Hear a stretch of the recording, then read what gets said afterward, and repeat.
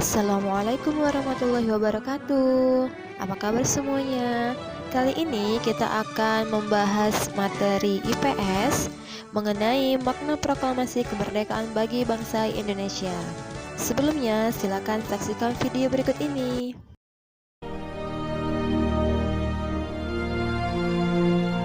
Proklamasi.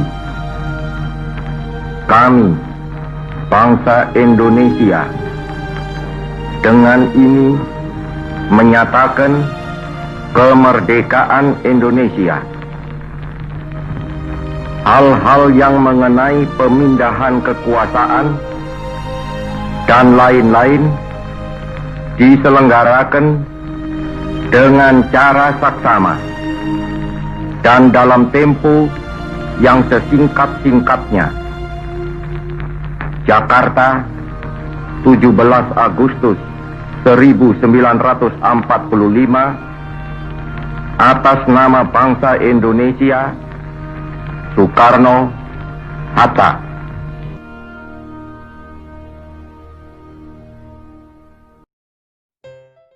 Tahukah kamu sejarah penyusunan teks proklamasi kemerdekaan Indonesia? Teks proklamasi kemerdekaan Indonesia disusun oleh Soekarno, Muhammad Hatta, dan Ahmad Subarjo di Rumah Laksamana Maida di Jalan Imam Bonjol nomor 1.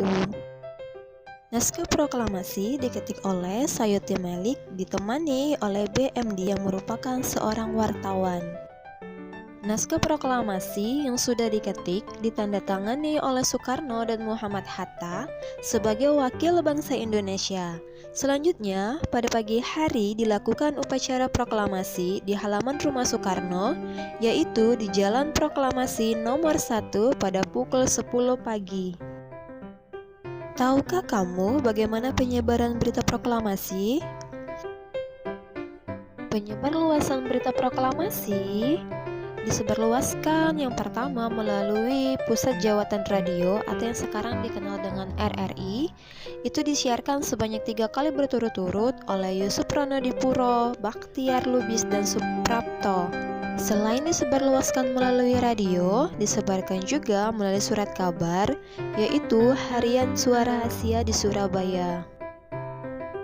Makna proklamasi kemerdekaan bagi bangsa Indonesia. Yang pertama, menandai lahirnya bangsa Indonesia sebagai bangsa yang merdeka. Peristiwa proklamasi kemerdekaan pada tanggal 17 Agustus 1945 sebagai pernyataan atas kemerdekaan bangsa Indonesia dari penderitaan rakyat pada masa penjajahan. Saat ketika Jepang kalah dari sekutu pada Perang Dunia Kedua, Indonesia yang pada waktu itu menjadi jajahan Jepang mengalami kekosongan kekuasaan.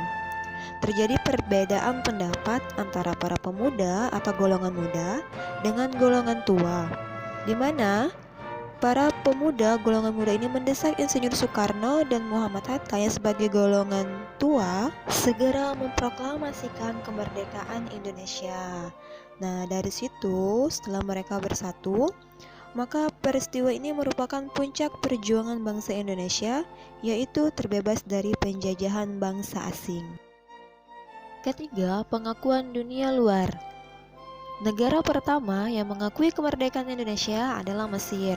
Kemudian diikuti oleh Suriah, Irak, Lebanon, Yaman, Saudi Arabia, dan Afghanistan.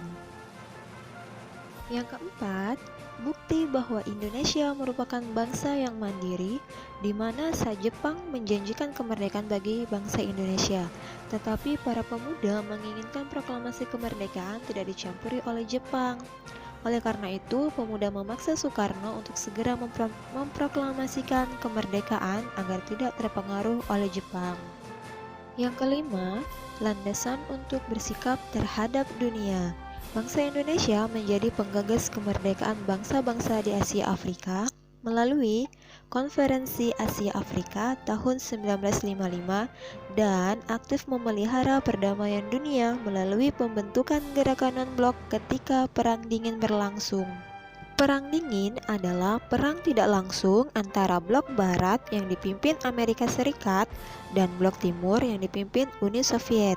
Indonesia dengan gerakan non-blok memilih netral, yaitu tidak memihak pihak manapun.